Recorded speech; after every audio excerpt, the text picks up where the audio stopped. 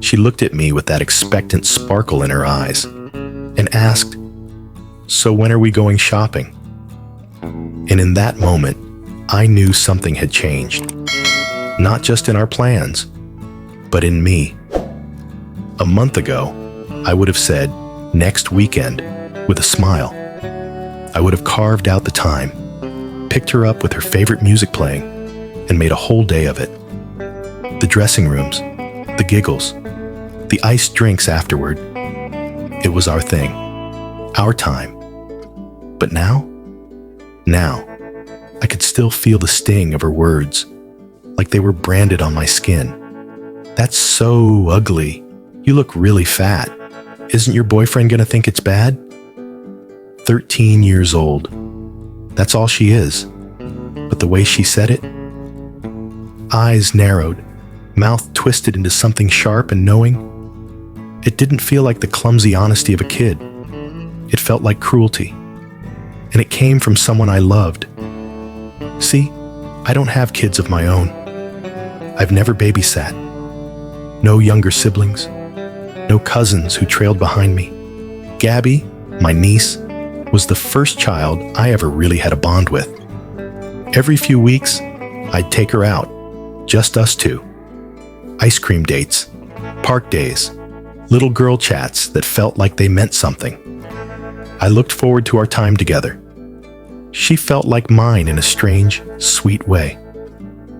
So when we were walking through the park, laughing about everything and nothing, and I told her I had an event coming up, something special with my boyfriend, she leaned in like she cared, like she wanted to know. She asked what I was wearing, and I showed her a photo of me in the dress. I didn't expect a compliment, but I didn't expect that. She made a face, scrunched up her nose, and then tore into me. "That's so ugly. You look really fat." It wasn't just the words. It was the ease with which she said them, like she'd been saving them. Like this wasn't the first time she'd thought something like that, just the first time she said it out loud. And then, that kicker. "Isn't your boyfriend gonna think it's bad?" I stood there, silent, like my lungs had collapsed. I'm not even a big girl. I have fat on my body, sure. I'm a real woman. But fat? Ugly? Your boyfriend's gonna think it's bad? From her? That night I went home and cried. Not the soft, cinematic kind. The ugly kind. The kind where you don't even know why it hurts so much, only that it does. I told my sister, her mom, and to her credit, she was shocked. She promised she'd talk to Gabby. She said, "That's not like her." A few days later, Gabby came to my door, with her arms crossed, with her eyes rolling, with her mouth twisted in irritation. She said, "Sorry." The word fell like a piece of wet paper on the floor. I thanked her, because that's what I was supposed to do. And then I told them both it was time to go. I didn't want to play pretend. I didn't want to wrap up the moment in a neat little bow and say we were all good now. Because we weren't. I stopped reaching out after that. I didn't cut her off. I didn't start drama. I just pulled away, quietly. And then came Mother's Day. Family all together. Jokes flying across the room. Gabby sitting beside me, swinging her legs, like nothing had happened. "When are we going shopping?" she asked, smiling like a kid who already knew the answer. And for a second, I almost caved. For a second, I almost forgot. But I didn't. I said, "You probably have plenty of summer clothes to wear." Her face fell. The smile vanished. She blinked at me. But I said I was sorry. I looked her in the eyes, and I said, "I know. But just because you say you're sorry doesn't mean your actions are forgiven. You have to show someone you won't do it again. And you haven't." That's when the heat rose in the room. Not from Gabby, but from my mom and my sister. They pulled me aside, told me I was being ridiculous, that I was beefing with a child at my big age, that I was expecting adult behavior from a 13-year-old, that she hadn't said anything rude since, that I was making it a bigger deal than it was. But here's the thing. This wasn't about revenge. It wasn't about punishing her. It was about boundaries. It was about respect. It was about recognizing that sometimes the people you love hurt you, and they don't get to skate by just because they're young, or because you're older, or because it's inconvenient to talk about feelings. 13 isn't 3. 13 is old enough to understand that words have power.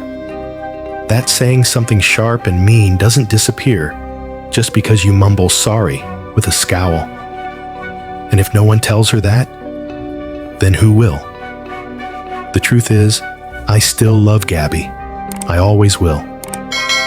But something inside me shifted that day at the park. The trust, the comfort, the joy I used to feel planning special things for us. It's been dimmed. And maybe that sounds dramatic. Maybe it sounds petty. But if you've ever been hurt by someone you thought you were safe with, you know exactly what I mean. So, am I the asshole? For saying no to the shopping trip? For not pretending everything's fine? For expecting more from someone I love? Or am I just someone who's finally learning that even with family, even with children, even with people we adore, we still get to say, that hurt, and I'm not ready to smile and move on? Because maybe, just maybe, that's how we teach the next generation to do better. To not just say sorry, but to mean it, to show it, to live it. And until then, maybe some shopping trips just have to wait. This is AITA Stories. And this story, like so many others, asks us to sit in the gray. Between right and wrong. Between hurt and healing. Between love and limits. Now, as your host, here's what I want to leave you with. We talk a lot about accountability when it comes to adults, but we often forget that kids, especially teenagers, are still forming the architecture of their empathy, and how we respond to their missteps matters. Not with cruelty, not with cold shoulders, but with truth, with consequences, with love that's honest even when it's not easy. Gabby might not understand today what she did wrong, but one day, maybe years from now, she'll remember that her aunt didn't let her words go unchecked. And maybe, when she's older, with a niece of her own, she'll do better. So, tell me, if someone says they're sorry, but you don't feel safe yet, are you still obligated to show up? Or is protecting your peace, even from someone you love, the most honest kind of love there is? Comment below. Let's talk about it.